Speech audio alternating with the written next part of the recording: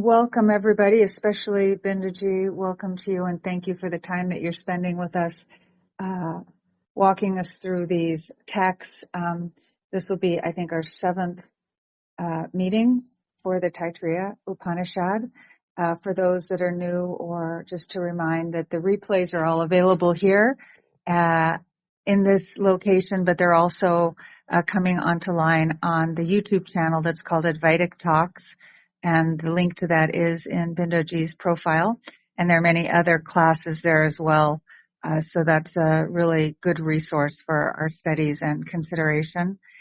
And we'll have the usual format, just so that people know. We'll close off the opportunity to interchange in chat and by coming up just during the teaching part, and then there'll be a Q&A. And the classes are usually Wednesday and Friday at 8:30 p.m. IST. And then we'll have a Q&A more generally for Advaita Vedanta on Sundays at the same time here. Just want to also, and thank you all for being here. This is, it's just a lovely and important part of a lot of our lives. So thank you for being together on this. Before we turn it over to Bindaji, Bindaji, thank you so much. Thank you, Atmishi. Thank you, Prakash. Namaste, Pranam, and Hari Om to all of you those who are listening to this. Om Namo Brahmadibhyo Brahma Vidya Sampradaya Kartrubhyo Vamsharashibhyo Mahadbhyo Namo Gurubhyaha Sadashiva Samarambam Shankaracharya Madhyamam Asmatacharya Paryantam Vande Guru Parambaram Shruti Smriti Purananam Alayam Karunalayam Namami Bhagavad Pada Shankaram Lokashankaram Shankaram Shankaracharyam Keshavam Badarayanam Sutrabhashya Kritau Vande Bhagavantau Punah Punah Ishvaro Guru Ratmeti Murtibeda Vipakine Vyomavat Vyaptadehaya Dakshinamurtaye Namaha. Om Shri Dakshinamurtaye Namaha.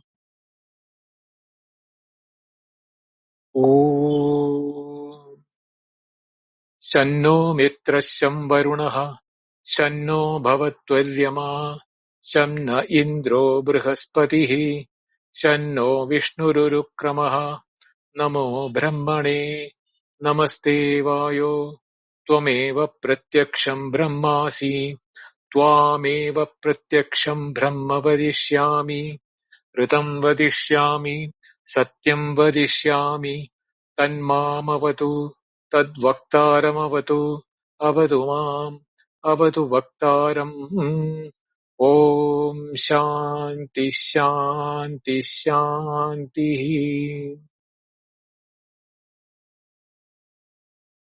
We have completed 10 Anuvakas of the Siksha Valli, and each one of them specifically addresses the Upasana aspect of the Upanishad. As we all know, the Taitareeya Upanishad is a cross-section of the real Veda as a sample, where Karmakanda is also being mentioned, Upasana is also being mentioned, and the methodology of how, Samhita Upasana, Vyahriti Upasana, and Hiranyagarbha Upasana and Virat Upasana, all of them have been given one by one. And having done the teaching to the students, 11th Anuvaka, the final one of the Siksha Valli, is some sort of a convocation or an advice to the brahmacharis who are completed the studies. And here you can see that this is virtually following a Dharma Shastra type of a thing, where different methodology of living after having completed the study, how to go ahead with your daily life as you get back to the different ashramas. Now, when it comes to ashramas, the word ashrama itself should be understood. The word ashrama is shrama dhatu, ang upasarga asti. So what does it say? It says that effort, shrama, shrama means effort. When it is added in the verb, to the verb, it can be taken as a limit on either side. For example, when I say Himalaya, Samudram, Bharata Desham, that is, Himalaya means starting from Himalaya. Samudram means till the ocean, which is the Indian Ocean, is Bharata Desham, is a country called India. So it can mean beginning limit or the ending limit. So same way here, ashrama, we have brahmacharya ashrama, grihastha ashrama, vanaprastha ashrama, and sannyasa ashrama. The 4 ashramas which are the pillars of Hindu way of life. I won't call it as Hindu religion. It is Hindu way of life.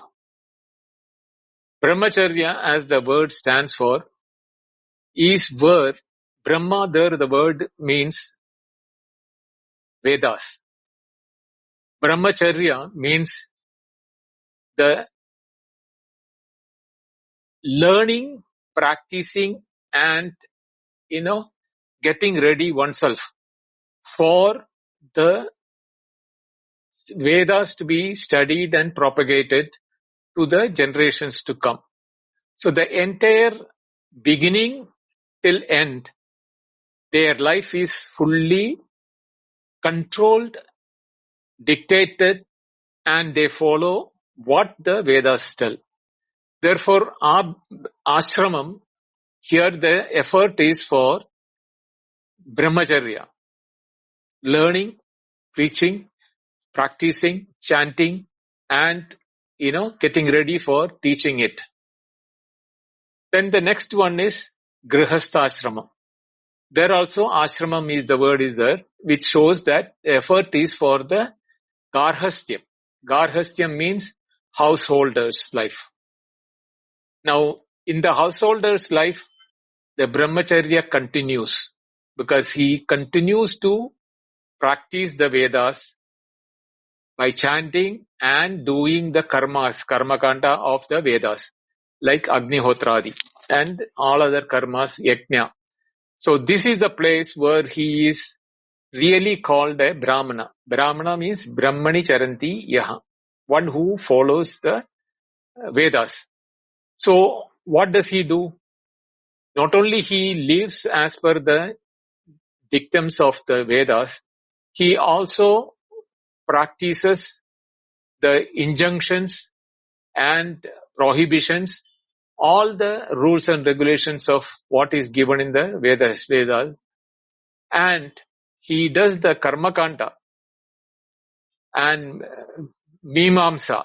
Mimamsa is basically the study and propagation of Vedas. So there not only he studies, because Vedas are plenty, out of 1380 odd what you call shakas of Veda, we are left with only 6 of them now in today's world. So you can imagine even the 6 Vedas with their commentaries, sub-commentaries, and Vedangas, the auxiliary Vedas, it runs into millions of books, which is impossible for a human life to study. So the study of the Veda, not like a brahmachari in a Andevasi ashram in the guru's place. Here he becomes the guru, and he, while teaching, he also refers to the books, all the teachers. He refers to the discussions. There are Veda Sabhas, where he takes part, and his life is around, those days was around the Vedas. And not only that, he has also the duty for a householder with wife, child, and grandchildren, all to be taken care. Not only that, he will also have students who are coming there. So he has to ensure that the students are taken care properly as of his own children. They are taught Vedas. So all these things, shramam or effort of the person in the householder life is like a big family. That is why it is called a grihasthashrama. Then there comes vanaprasthashramam. Vanam is forest. Vanaprastham means one who is preparing himself to go towards the forest in the form of sannyasa. That will be the later stage. So preparing oneself to go into the forest, he, cuts ties with most of the activities, and he would have hand over the mantle to his son or grandson or the, other students who will be conducting the Gurukula, and the well-being of his family, wife, animals, everything in the thing will have be properly given. All this preparation takes place during the Vanaprastha ashramam. He has not yet left for the forest, but he is preparing himself for getting ready to go to the forest. So that efforts is called the Vanaprastha, and the Sannyasa ashrama is the final ashrama where he takes sannyasa from the routine life of a householder and vanaprastha and goes into the forest full time into his own self-development to practice the Vedanta. What the Upanishads have taught, he wants to now do the Shravanam, the Manana Nididhyasana on that more to become what you call an established Acharya in that. Not Acharya, established person in it. So this is the final ashram, and where he will come for his requirement of food and clothing or etc. for to the village nearby from the forest. He takes begging for the food and things like that. Whatever he is receiving, he takes that and goes back to his in a place of living in the forest. So this is that 4 ashramas, how in the Vedic period it has been going on there. So these things have been explained by the teacher in the brahmacharya stage itself. As a brahmachari, as an andevasi means resident. It's a residential school type of a thing.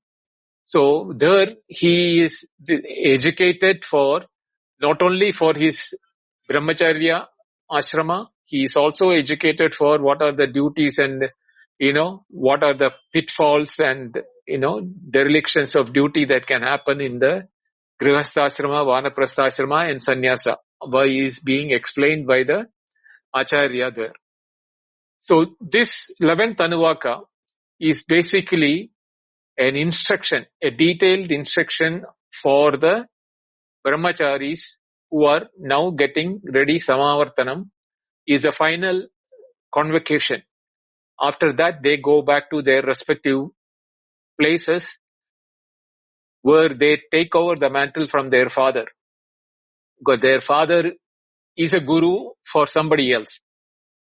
Some set of teachers, or he may be in the same house with his father as a brahmachari. In both ways he is there, but the teaching is that the nucleus families move around and then they establish gurukulas. That is how when the invasion of foreigners came to the Indian continent, it was assumed that there were something close to 300,000 gurukulas, and each gurukula having thousands of students.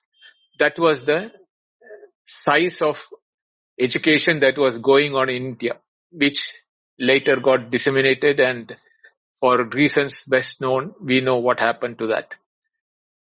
So here I'll chant the whole Anuvaka once and then we'll get into the details. Shishyanusasanam. Vedamanuchacharyam devasinam anushasti satyam vada dharmam chara swadhyayatma pravadaha Acharyaya priyam dhanamahritya prajatantum ma vyavachetsi satyanna pramaditavyam dharmanna pramaditavyam kusalanna pramaditavyam bhutyena pramaditavyam swadhyaya pravachanabhyam na pramaditavyam deva pitar karyabhyam na pramaditavyam matru devo bhava pitru devo bhava acharya devo bhava atiti devo bhava यान्यनवध्यानि कर्माणि तानि सेवितव्यानि no इतराणि यान्यस्मागुं सुचरितानि तानि त्वयोपास्यानि no इतराणि ये केच्छास्मच्छ्रेयागुंसो ब्राह्मणः तेषां त्वयासनेन प्रश्वसितव्यम् श्रद्धया देयम् अश्रद्धया अदेयम् श्रिया देयम् ह्रिया देयम् भिया देयम् संविदा देयम् अथ यदि ते कर्म विचिकित्सा वा वृत्त विचिकित्सात् ये तत्र ब्राह्मणा समचिनः युक्ता आयुक्ताः अलूक्षा धर्म कामा स्युः यथा ते तत्र वर्तेरन् तदा तत्र वर्तेता अथाभ्याख्यासेषु ये तत्र ब्राह्मणाः सम्मर्शिनः युक्ता आयुक्ताः अलूक्षा धर्म कामा स्युः यदा ते तेषु वर्तेरन् तदा तेषु वर्तेताः एष आदेशः एष उपदेशः एषा वेदोपनिषत् एतदनुशासनम् एवमुपासितव्यम् एवमुचैतदुपास्यम् इति एकादश अनुवाकः. So this is the 11th Anuvaka. Now let us go to the each word meaning. Anuchya Vedam. Having taught the Vedas, Acharyaha, the teacher, Anushasti, is now instructing the students. Andevasinam means students. Vada Satyam, speak only the truth. Chara Dharmam means follow the Dharma. Ma Pramadaha, may you not deviate or let there be no dereliction from your side. From what? Swadhyayat. From the study of the scriptures. That means even after completing the study, when they go back, the scriptures, as I told you, are plenty in which you are to think. So, Swadhyayat ma pramadaha. You should not have any dereliction in scriptural learning. You have to continue to do that. Acharyaya priyam dhanam ahritya. That for the teacher or to the teacher, whatever is desired by the teacher, dhanam ahritya. The dhanam means the wealth. It can be in the form of cattle, it can be in the form of grains, it can be form of any form. So ahritya means after having offered, then prajatantum, the family lineage, ma vyavachetsi, may you not break the family lineage.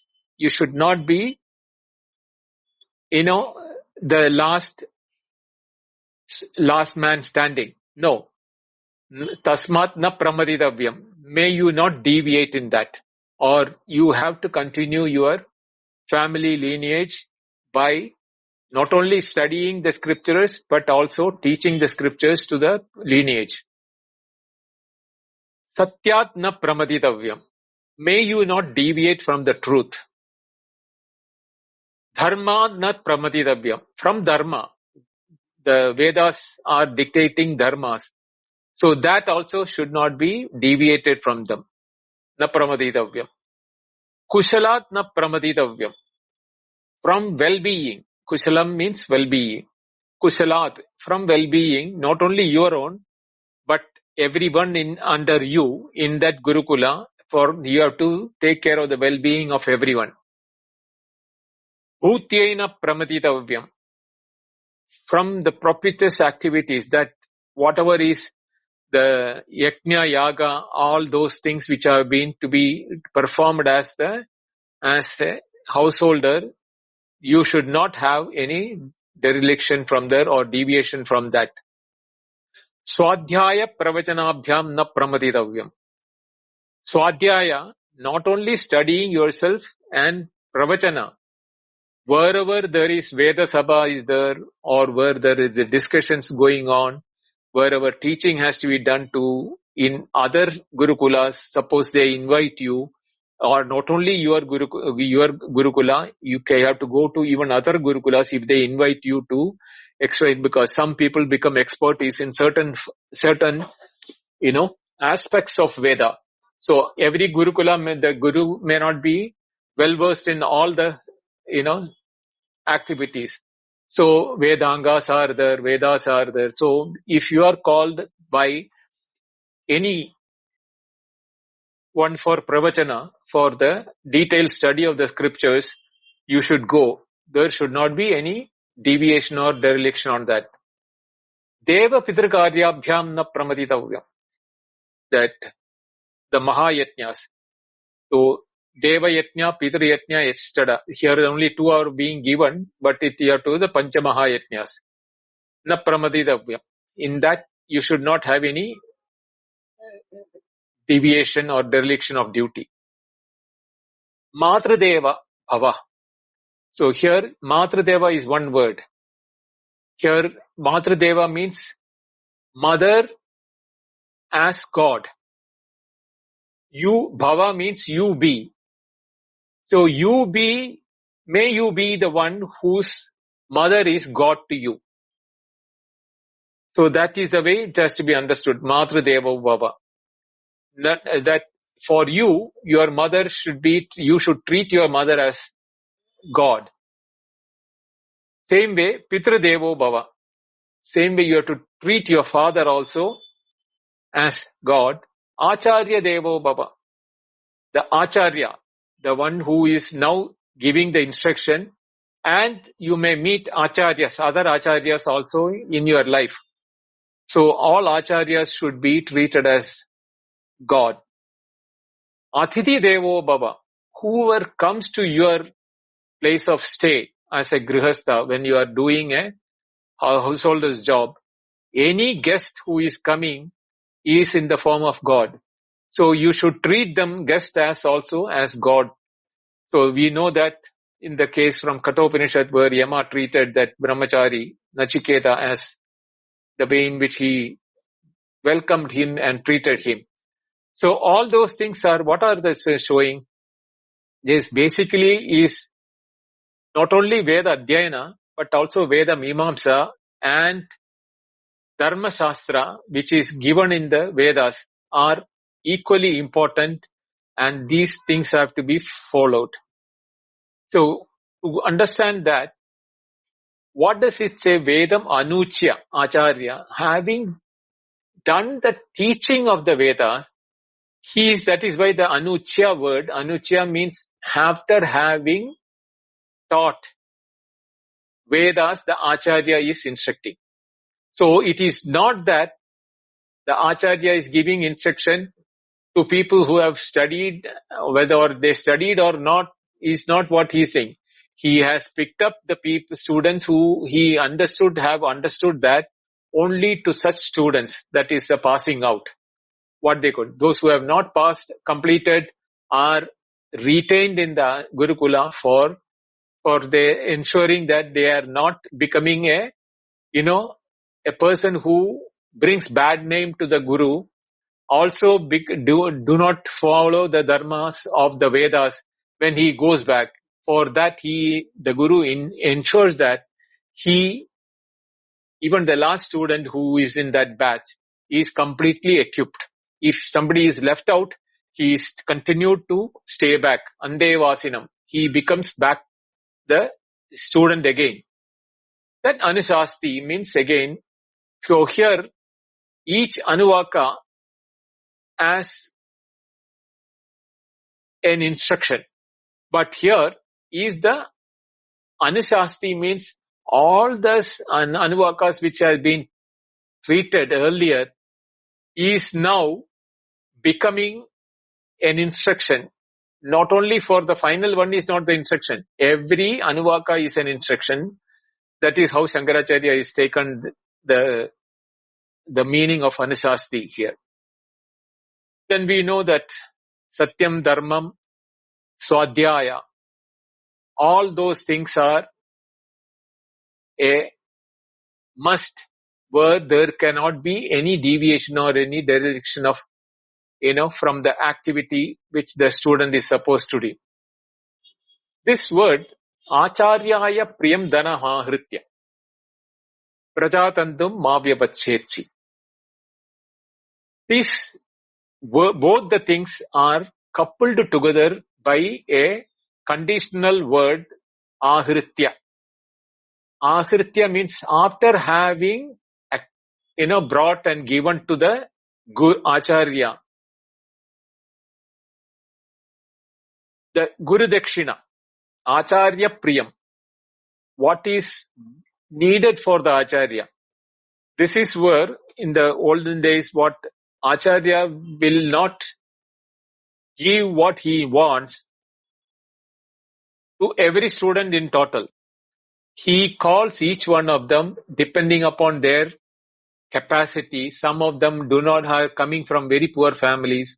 Some of them are studying from the family of the kings or Vaishya family or the businessman family. All of them are studying there. So based on that, he will tell those students what is required for the next batch of students to be trained and given. And based on that, he will instruct each one of them what is Priyam. So here he is not talking from his personal interest. It is not for accumulating dhanam he is going to tell this. It is depending upon the capacity of the student, also the requirement for his continuity of the batch after batch of students, what is required. So that is why the Acharyaya Priyam Dhanam Ahritya, after having done, then when he goes to Prajatantam Mavyabachetsi, it is not that one time he goes and gives a Guru and he goes back. No. They keep coming to the Guru every Guru Purnima day, and that there is a day on which Guru is respected, remembered, and they ensure that some people will be doing it on a monthly basis, some people will be doing quarterly basis, some people annual basis, depending upon what the Guru has instructed to them. So that will continue, and that the Guru, when the next batch is ready, he will shift that from the first batch to the second batch. So the first batch of people are free and they don't have to continue. This way, the continuity of the education is taken care, and that the link between the teacher and the students also remains. Prajatantam Mahavachesi, as I told you, that not only the son, the grandsons also has to be taken care, and the Guru, the Acharya, makes sure that whatever is required for the student to for whether he has not understood some of the aspects of it, when he visits that student when he is a child, and he instructs, and he also looks at the astrology and all those things, and instructs the students that the child prospects, what is the thing good for him, which line of education will be good for him. All those things are being given by the Acharya even. That is why that relationship is maintained even after the departure from the ashramam is taking place. Then Satyam, Dharmam, Kusalat, na Pramaditavyam. These three things are what we have gone into details, and in that Satyam na Pramaditavyam. That word Satyam is not only in the speaking of word, Manasa Vacha Karmana. Means by mind, by speech, and by action. One has to follow Satyam. That whatever he is speaking, doing and thinking will be as per what the Veda Shastra has instructed. So, Satyam of the Vedas have to be upheld. Same way, the Dharma of the Vedas also have to be maintained, and there also what is Nitya Naimittika, Vidhi Nisheda, all those 4 types of karmas and their day-to-day activities will be maintained based on the instruction from the Vedas. And when we say Kusalat Pramaditavyam, not only, as I said, he is living in a society.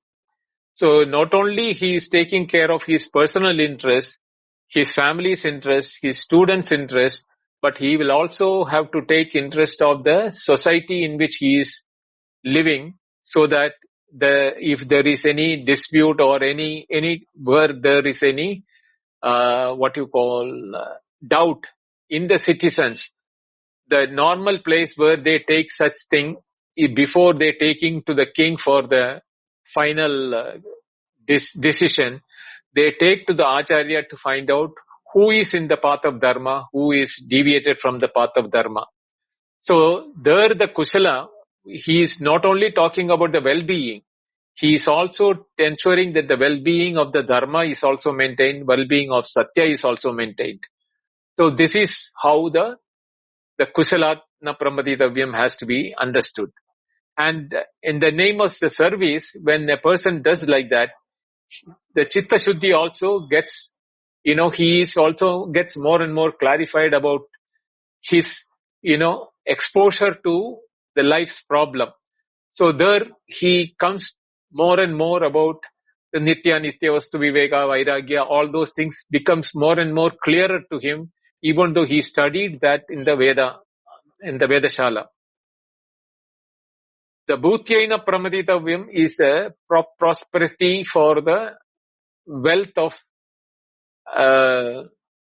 not only his ashrama well-being, also for the society. So both the aspects have to be taken care. Then Swadhyaya Pravachana, which we dealt in detail in the previous Anuvaka. The Swadhyaya Pravachana Abhyam na Pramaditavyam. So that study and teaching is a must. Deva Pradra Karya Abhyam na Pramaditavyam, where the karmas have to be done, the Pancha Mahayajnas. That is indicated by this word. So in the Pancha Mahayajna also has to be part of that, even though only Deva Pitra Karya here mentioned it. Then Matru Deva Bhava is one word, Matru Deva. Tum Bhava, you may become. Matru Deva, whose mother is like God, goddess. Pitra Deva, you may become, whose father is like a god to you. Acharya Devo Bhava, again the same thing. Acharya, you be whose Acharya is God to you. So, and Atiti Devo Bhava, this is one aspect which has been very prominent in the ancient days in India. And Atiti is considered as, see here we should understand, in India, Atiti, Titi means date. Atiti means without date. So why does this word Atiti becomes name for the guest? A guest in India is a person who comes to your house without announcing that an appointment. This doesn't happen in the other countries, or I have not heard it. Maybe friends may do that, but here even a person who's going across a village, when he sees there is an Gurukula and Ashrama, he will enter that to take him rest and relax, and then proceed further from his thing. So such persons are treated as guests, not that they have come for unwanted people are coming into the house. Everyone who comes like that will have to be treated as a representation of God, because God will come unannounced. The presence of God in the house is always unannounced. Same way, the Aditi, the person who comes to your place without announcement, or Tithi, without a fixed date, is a person who is representing God, because if such a person, when he comes, you revere him, give him time, to place to rest, shower, take bath, food, shelter, and then when he is feeling that he has done enough rest, he will bless you for the service you have done, and then that blessing is treated as the blessing from the God. So this is how the ancient Indian system maintained that. So people who were travelers also never had any problem in traveling from town to town, or city to city, or village to village, because they knew that they will have a place to rest and that they will be taken care. So this Aditi Devo Bhava was very important, and people who are business people or kings and other things, they used to build rest houses en route and maintain staff there for feeding the people who will come for rest and everything. That is what you call guest houses, rest houses or guest houses in the olden days. So this system was in such a supportive system for people who were traveling. Those days, most of the people traveled by foot, and some could afford horses, some would come in using elephants or other animals. But anybody who is coming, not only they are fed, their animals also will get the feed from such places. That is how the Atiti Devo Bhava is being taken care of those days. Then comes the next one.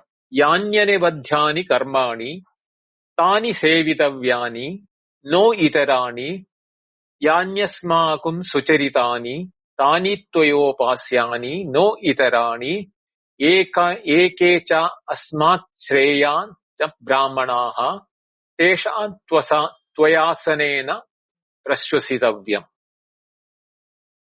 So what is that? Tani karmani yani anavadyani sevitavyani. Tani karmani, those action of ours. Here the Acharya is including himself to make students understand that he also does this.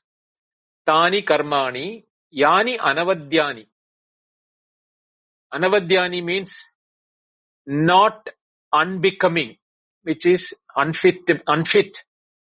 You should not be sevitavyani, should not be followed. That means we should not follow such actions which is unfitting our teachings of the Vedas, and which will bring curse and bad name to us.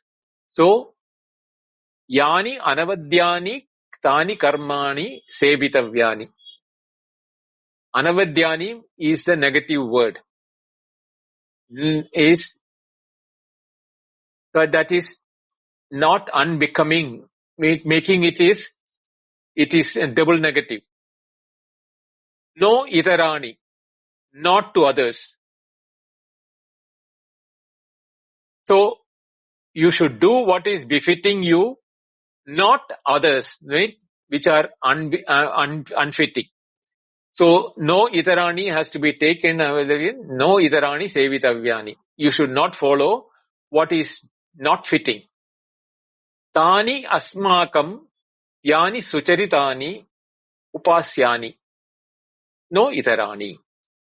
So here, tani asmakam, those actions of ours, yani sucharitani, which are noble, upasyani, should be Upasyani means to be followed or practiced. So Sucharitani Charitam means act, good actions. Sucharitani means noble acts. So whatever those, for us, whatever is the noble acts, that has to be Upasyani, means should be followed by Tvaya, means by you. No Idarani, not the negative of it. Not Asucharitani, which are all not noble, should not be done. Tesham eke brahmana cha shreyansam asmat asane tvaya prashvasitavyam. So, tvaya prashvasitavyam, na prashvasitavyam. Asane shreyasam asmat.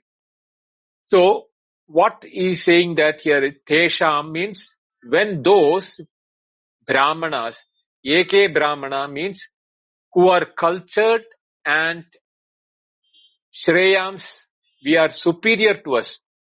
That means this is what I told. When traveling, one guru travels from one village to another village, he may have to cross another in between one village, where he may take rest in the in between village. So he must be addressed, attended, and asane. So in the proper asana here means seat. He should be given proper seat, means he should be respected and given all the due things to be done so that he takes rest, he gets food, he relaxes and everything. Tvaya na prasvasitavyam. May you not even breathe. The literal meaning of that word is that Tvaya, by you, na prasvasitavyam. Prasvasitavyam means breathe.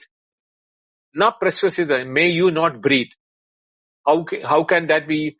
That means you should not breathe from the time that Brahmana enters this place till he leaves.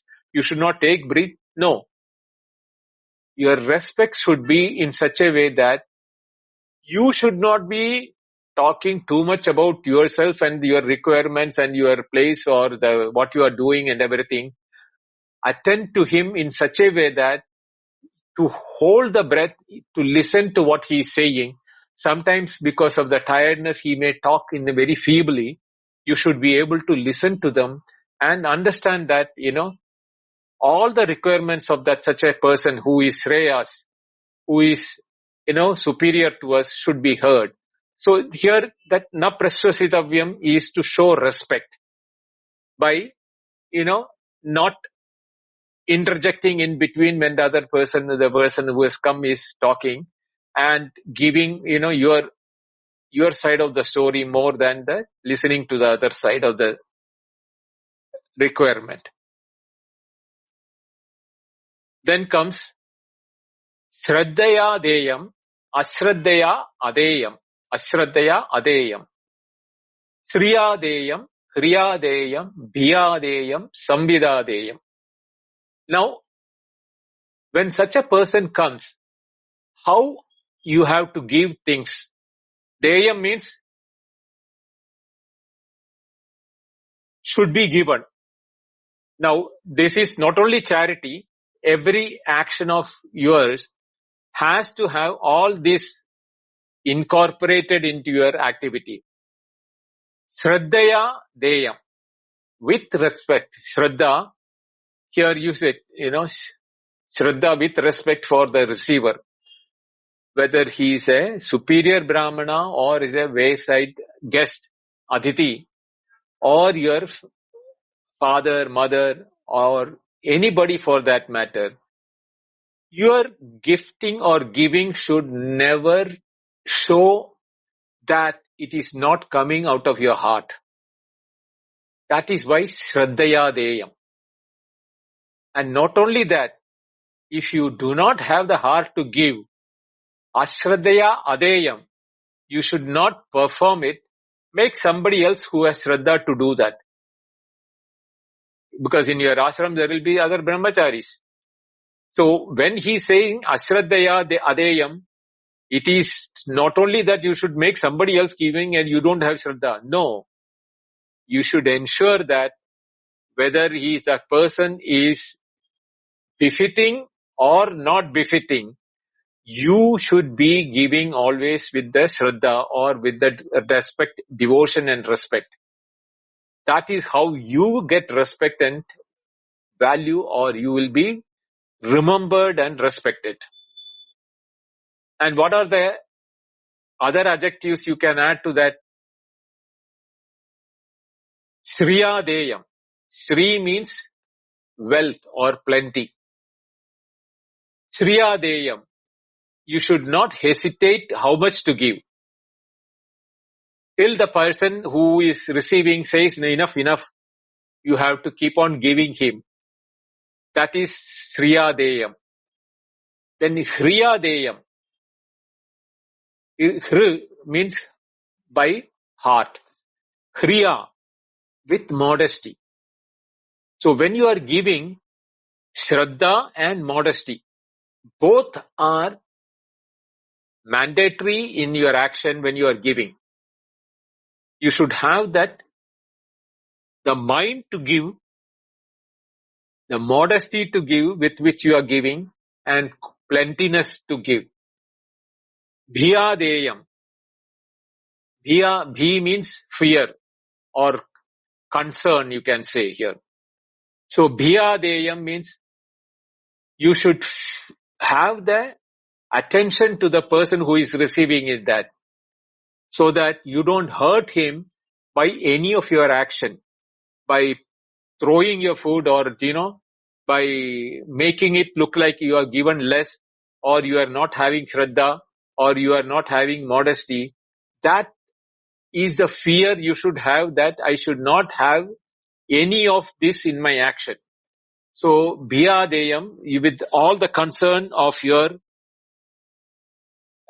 action, should be showing that you are fully immersed in the act of charity or the giving. Samvidadeyam. Samvida means here understanding. With the proper understanding of the receiver, what he wants, and make sure that he receives everything in quantity with love and devotion, and you are never going to hurt him in one way or the other, never in your actions, in your words, or your, any of your activity should not make them feel that you have any ill will, or no interest to give them. Now comes the last part of it. Atha yetite karma vichikitsa va vritta vichikitsa va syat ye tatra brahmanaha sammarsinaha yukta ayuktaha aluksha dharma kama syuhu yada te tatra varteran tada tatra vartetaha athabhyakhyatheshu ye tatra brahmana sammarsinaha yukta ayuktaha aluksha dharma kama syuhu yada te teshu varteran tada teshu vartetaha yesha adeshaha yesha upadeshaha yesha vedopanishat edatanushasanam evam upasitavyam evam uchaitupasyam. This is how the 11th Anuvaka ends. So, atha yeti. Atha, now, suppose, yadi means suppose. Te syad, you have a situation. Karma vichikitsava, vritta vichikitsava. A doubt, va means doubt. During the karma vichikitsa, vichikitsa means to do. Vichikitsa means desire to do. Karma vichikitsa means a desire to do. That time you have a doubt, or vritta vichikitsa. Vritta means in conduct of life. Vritta is the way of living. In both these places, whether you have karma vichikitsa or vritta vichikitsa, and if you have a doubt, syuhu, there should be brahmanaha.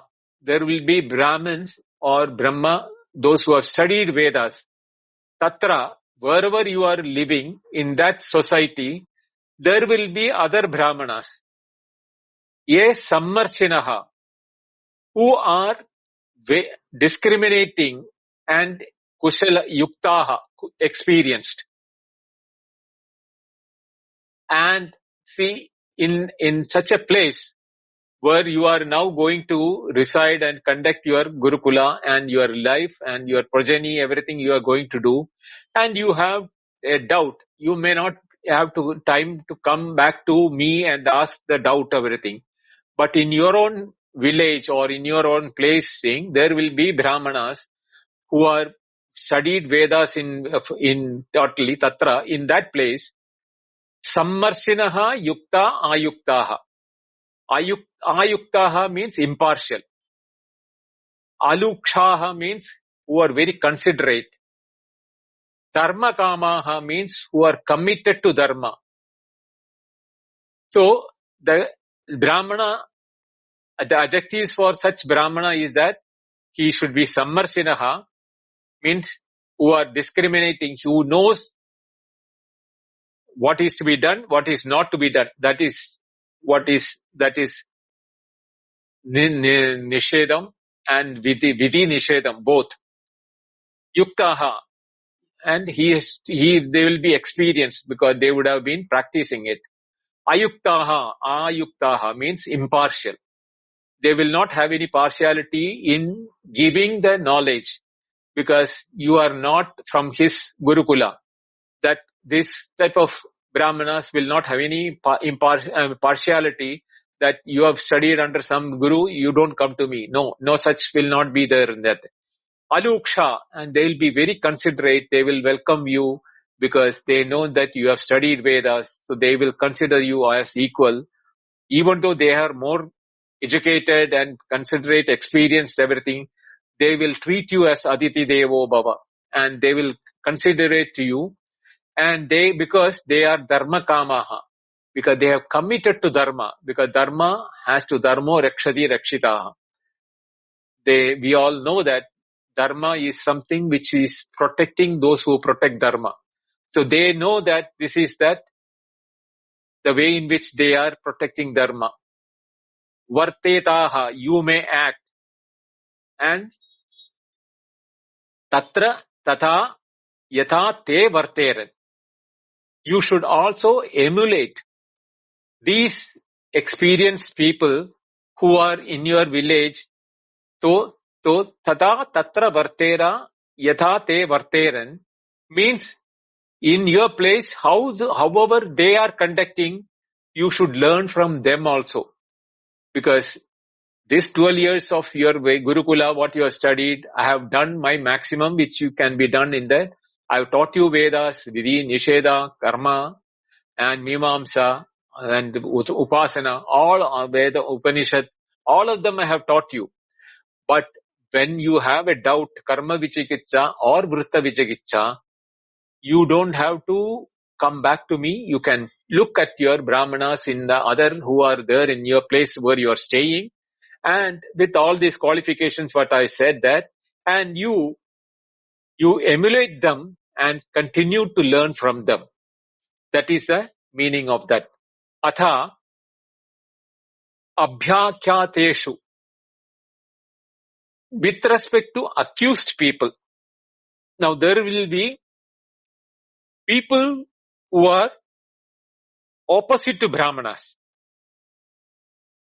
who will be there to accuse you, to find fault with you, and for all those things. In that case also, you should not follow these people. That is, this abhyakyadeshu.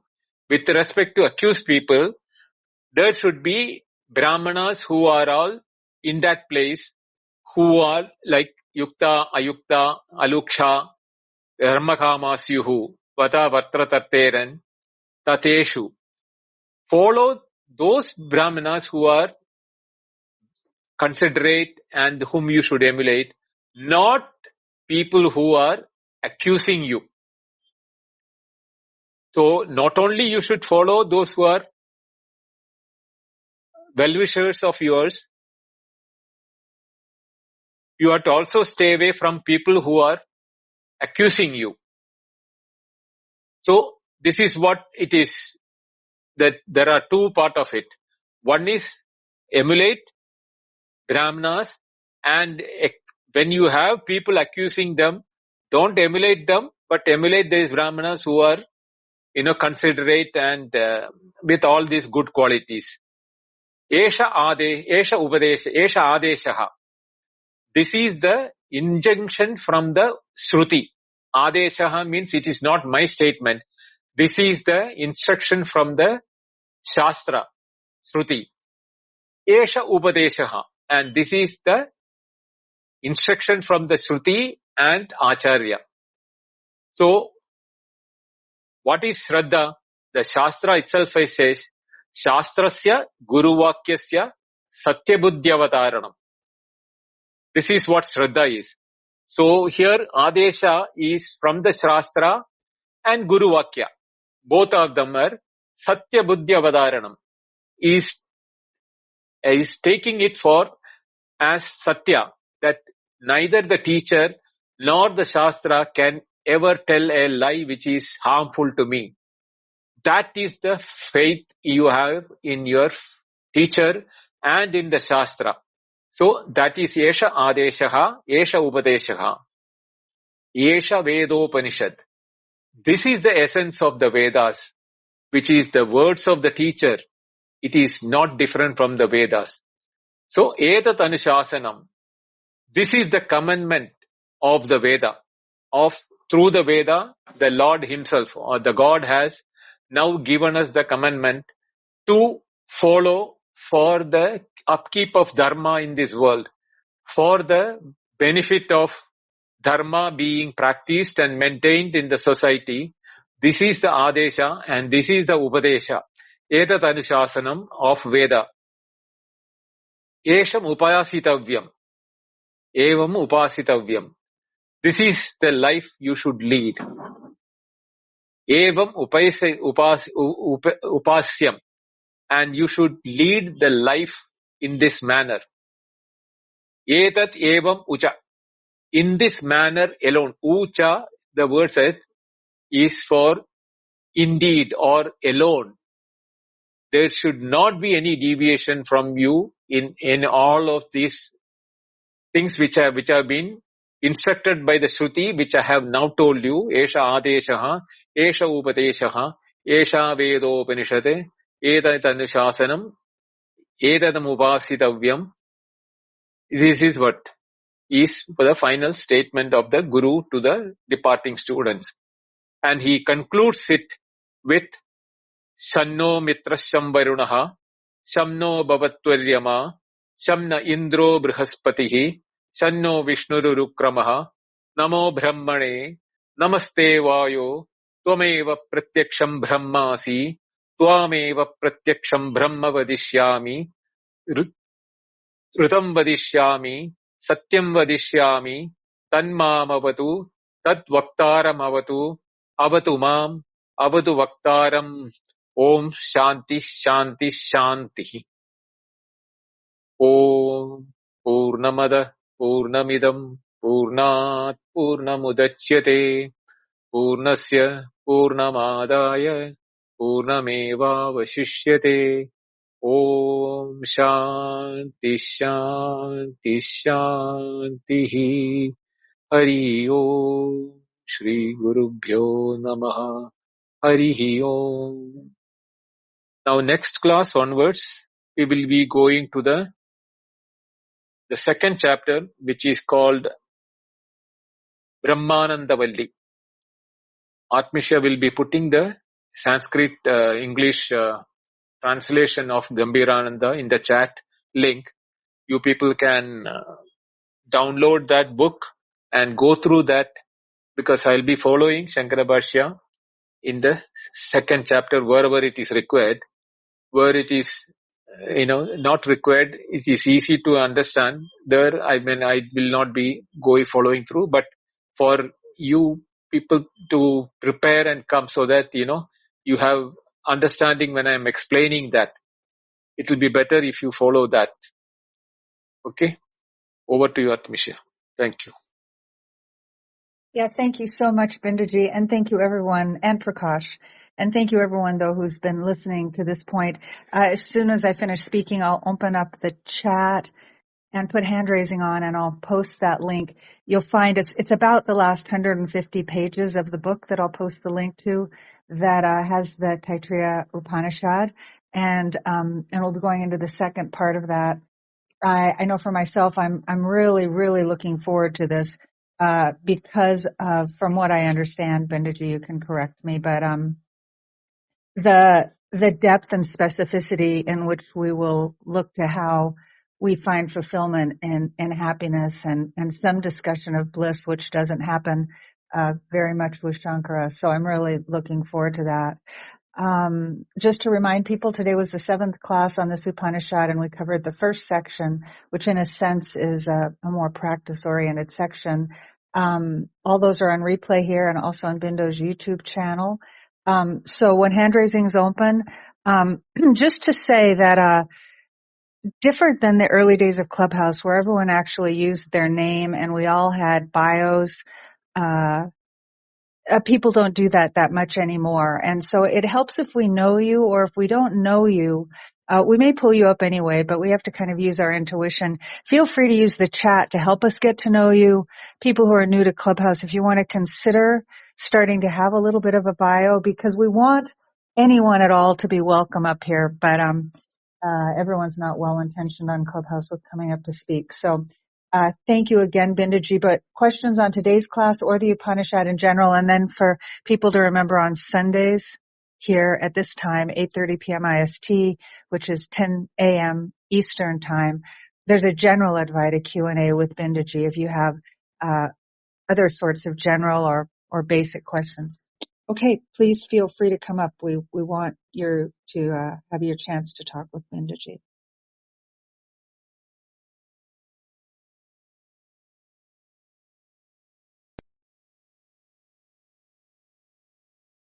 Pranam Bindoji, thank you very much for today's class.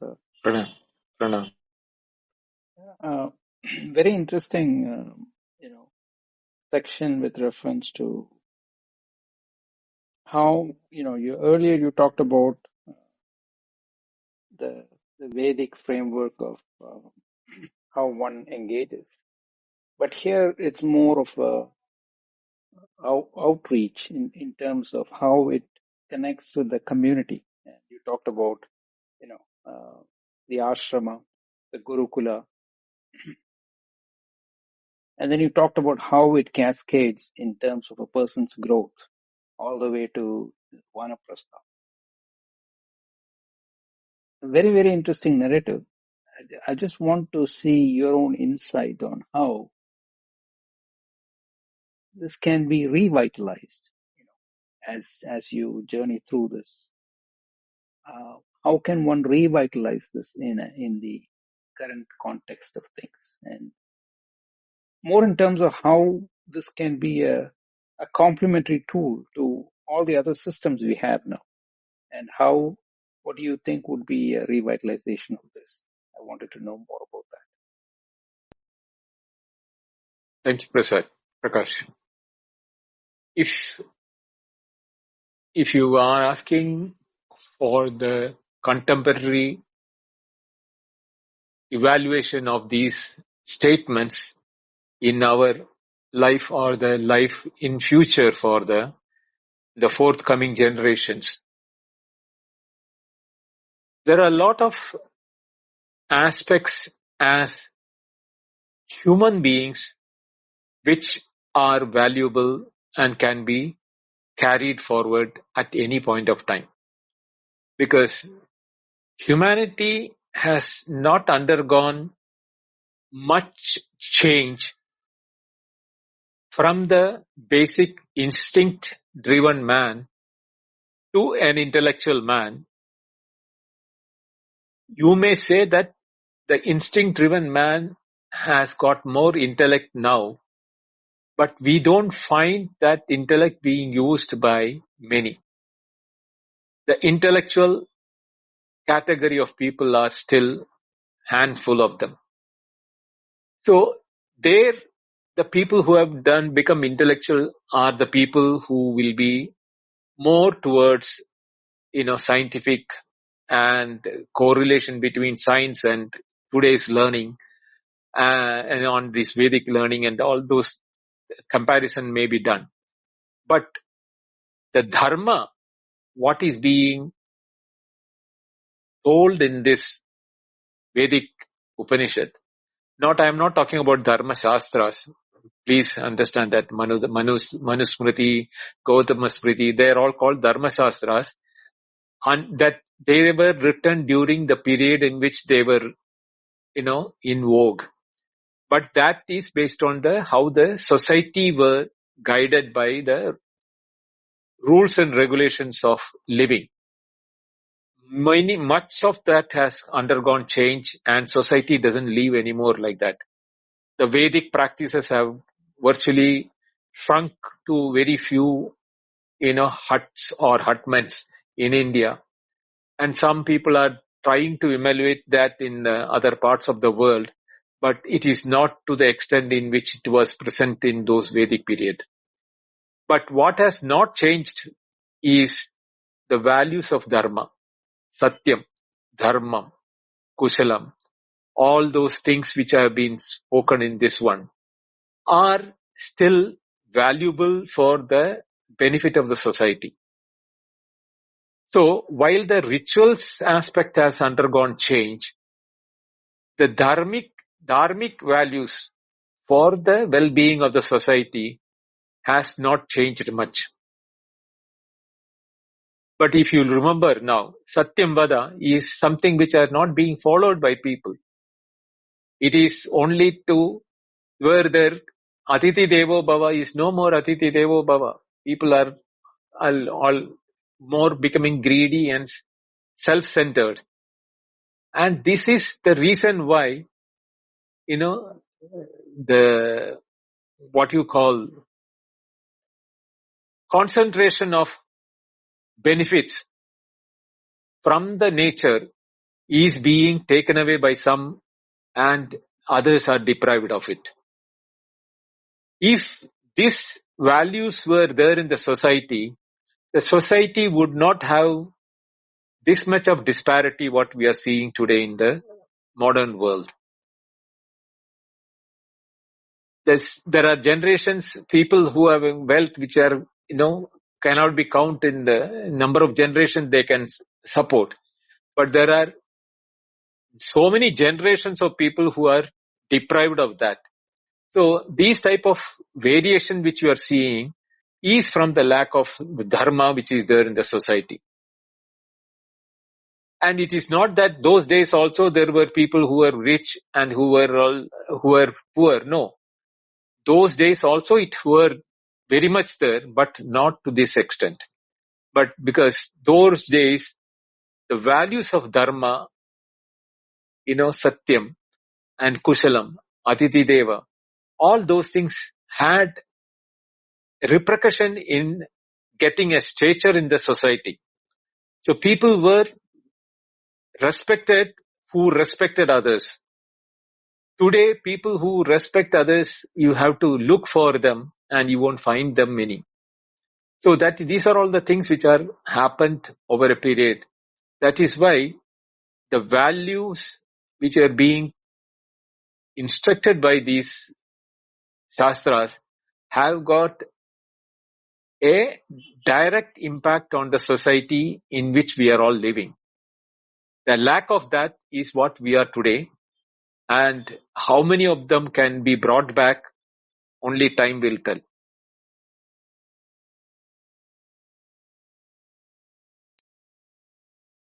Yes, thank you, Vinduji. Just like distraction from the flow, but I wanted you to bring forth your advice to the youngsters and the others who are.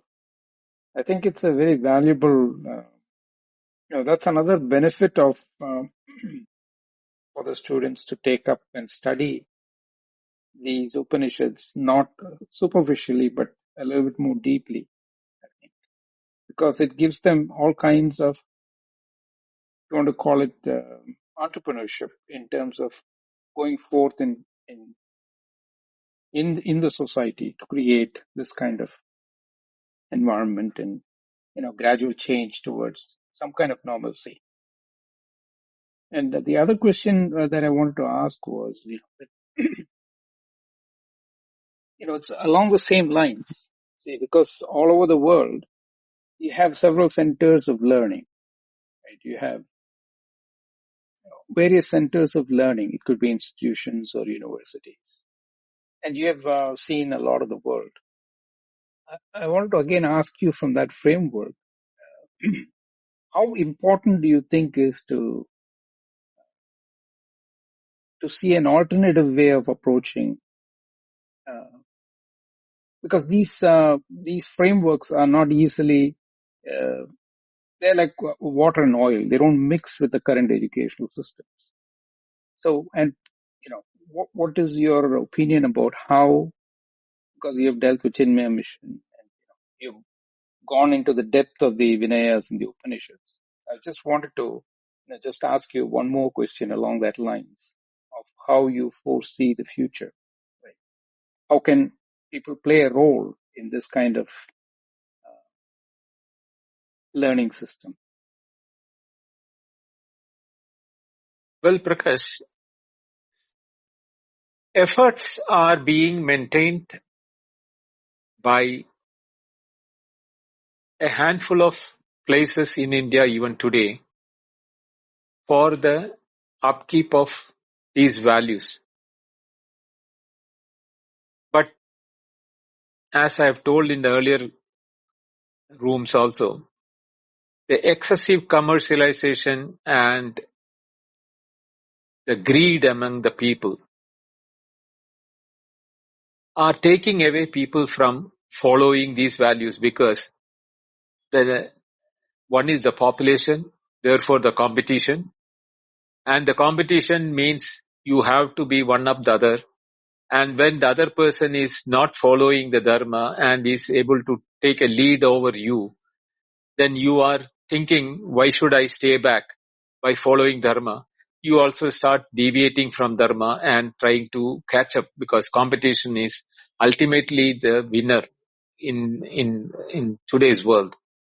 This, over a period, has seen that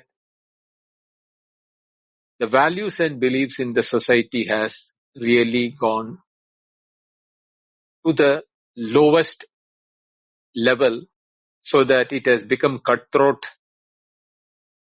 competition today. If India and the world is continuing this pattern of education without giving much importance to humanity, the nature, both as mutually respected coexistent or cohabitant, what will happen is that a day will be soon where humanity will be faced with the challenge of self-survival. That time, these teachings won't be available for the survival unless somebody understands this and makes sure that at least generations to come, future generations, let them be aware such things exist. And it is for them to see that whether they incorporate or, I don't blame the seniors, because they had much more high other agendas, to save the country from invaders. And, the invaders totally destroyed the education system in India. So to bring back that system is again, it's an uphill task, because there are a lot of, the democracy is not like a kingdom. So you need to appease everyone, and that bringing back find its own problems of bringing back. But as members who are listening to this, please ensure at least in your house, whoever has heard, in your house, you are bringing up these values in your children and grandchildren. They should be aware that such values are important for the society and the nature. While they may get the competitive learning from the educational institutions, the values and beliefs can be taught at the house level. But unfortunately, the millennia and the present day generation, even the parents are unaware of these education, these values. So who will teach the children? That is the biggest question that is there in today's world. All these today, they are all running from 9 to 5 job and they don't have time to learn any one of this. So I really don't know, Prakash, an answer to that, whether this can be helpful for saving the future of the society at all. But there is a possibility if people really take it serious and implement it.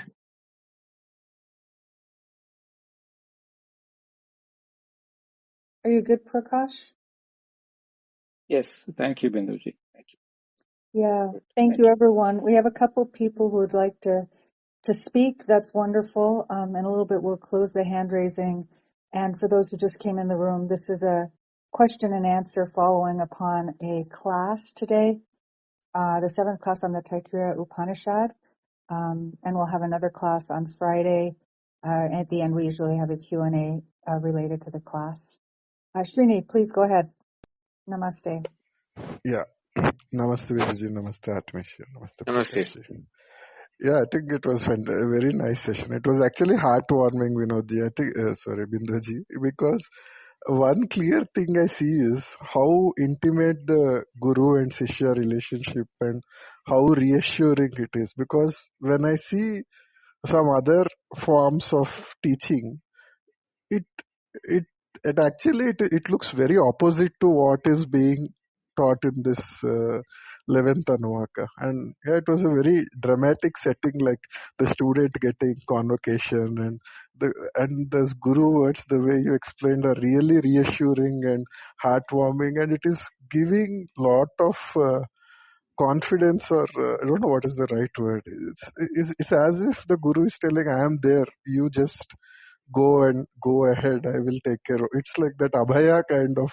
Yeah, it's a fantastic Anuvak. I always liked it when I heard the chanting also, especially this one. But yeah, I think today's session was so heartwarming, and it really epitomizes the relationship between Guru and Shishya, and it's so reassuring and gives some confidence that we can also walk the path that they have walked. So it's a fantastic thing. So it's beautiful. Thanks, Binduji. I think it's very heartwarming session today.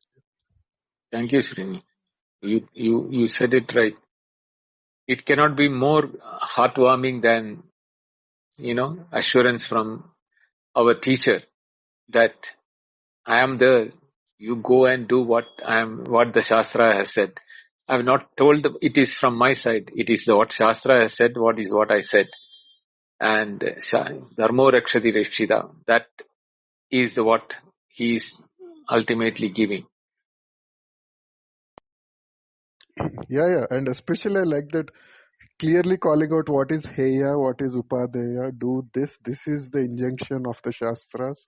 Think, and especially in the setting of that convocation kind of thing, it's like it's dramatic as well as it's so heartwarming, and the transition from 10th Anuvaka, which was like very mystical kind of this rant kind of thing.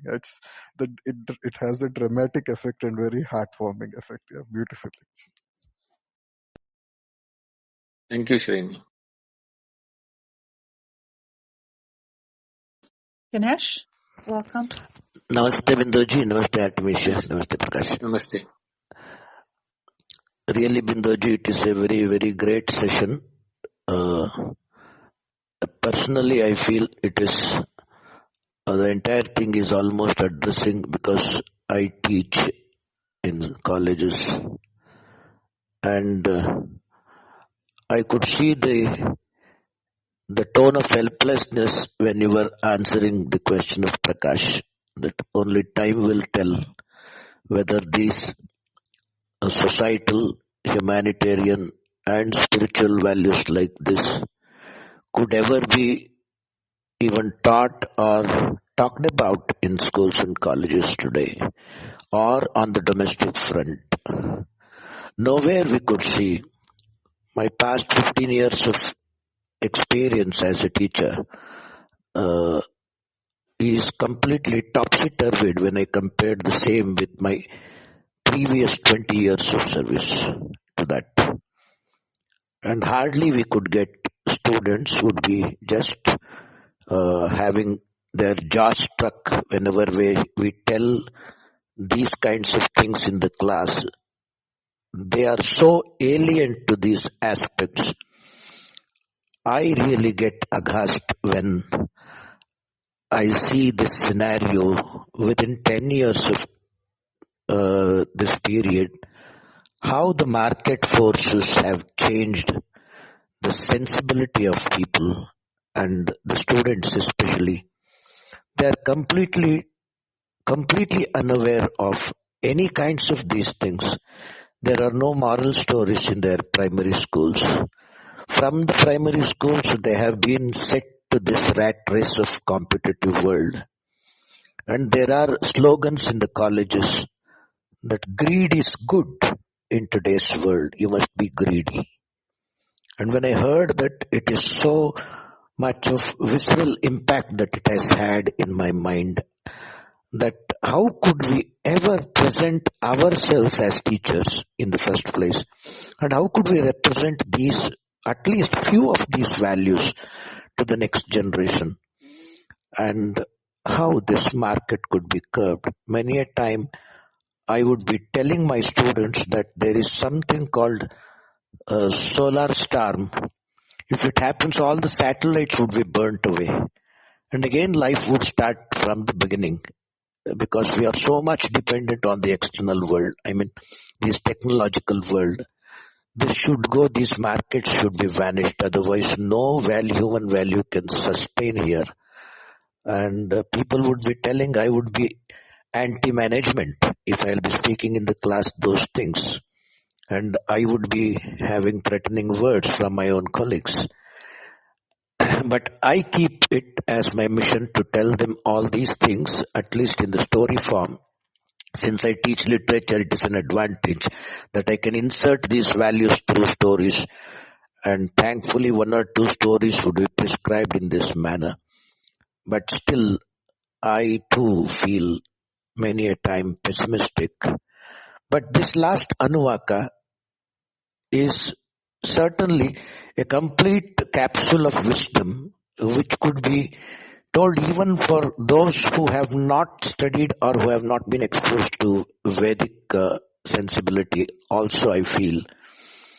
And I felt so much tempted while listening to this to at least suggest my management people to have this in a perhaps slightly altered manner which would suit the vocabulary of which would suit the present academic situation, so that let these things, these values be imparted to the students on their convocation day. Today's convocation day would be filled with only tempting the students to fight for their survival with all their so-called competitive spirit, wherein humanity is totally missing. That's what I feel. But this one is, I feel that it is a silver lining for me to tell my students that 11th Anuvaka of Taitareeya would be a silver lining for their life. And it is excellent, where everything has come in a capsule. I could call this a capsule of wisdom of the Vedic life. Thank you, Vindoji. Thanks for this class. Thank you, Ganesh.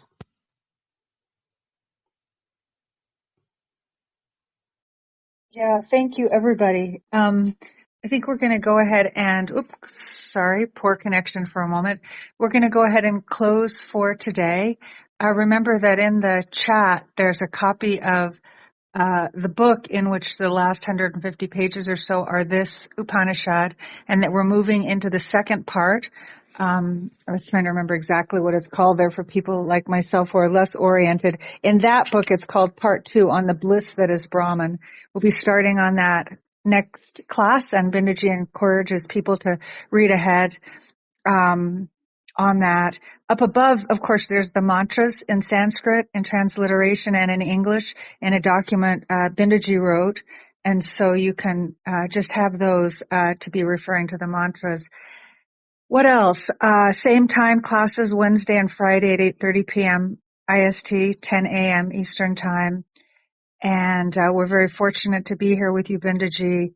It's a delight. And also for people who are either new to the house, you're welcome to click on the house symbol and join. It's open to everybody. Then you'll find us more easily.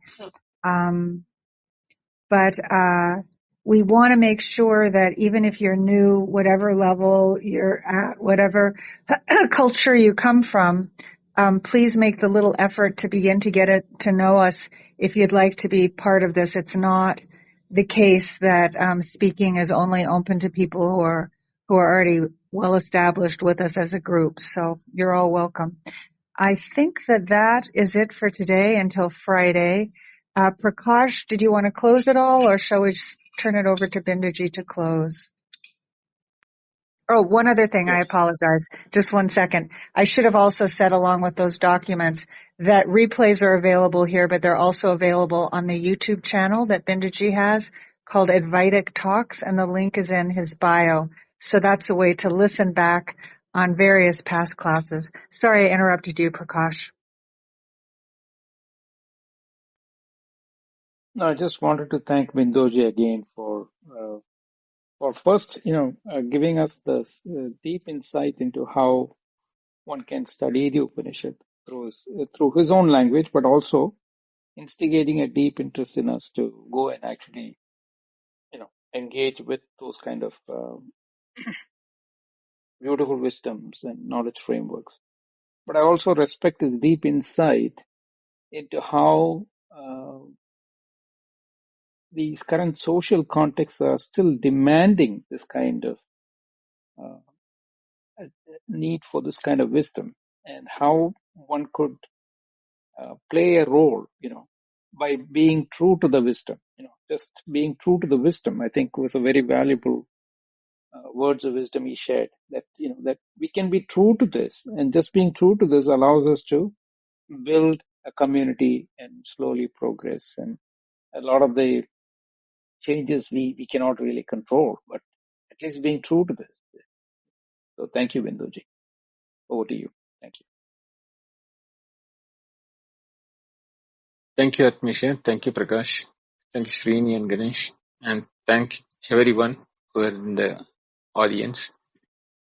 Next class onwards is a very serious class. And if you don't come in the beginning itself, you'll be missing a lot. Because each word from the next class onwards is talking about how Brahman is of the nature of bliss. It's a very difficult section for explaining it, but at the same time, thanks to Shankaracharya's detailed commentary, we will try to do it to best of my ability. There will be a lot of shortcoming because from my side, I will tell you, I will try my level best to make you people feel the bliss within yourself. But be prepared with open heart and listen to that step by step. Why Shankaracharya wanted us to travel along with him in his analysis and understanding. The definition for Brahma is Satyatyanam Anantam Brahma. That will come in the second statement. And before that, he gives the Upanishad says that Brahma vid apnoti param. The one who knows Brahman attains Brahman. Apnodi param, param means Parabrahman here. So these are the two words which are going to start. But these two words will be picked up for discussion maybe after 3 or 4 classes. Before that, Shankaracharya has written a beautiful commentary how to understand these statements of the Upanishad. That is what it is going to be. From Friday's class, we'll make a humble beginning and see how best we can learn that so that the words become our living experience. Hari Om. Thank you all. See you on Friday.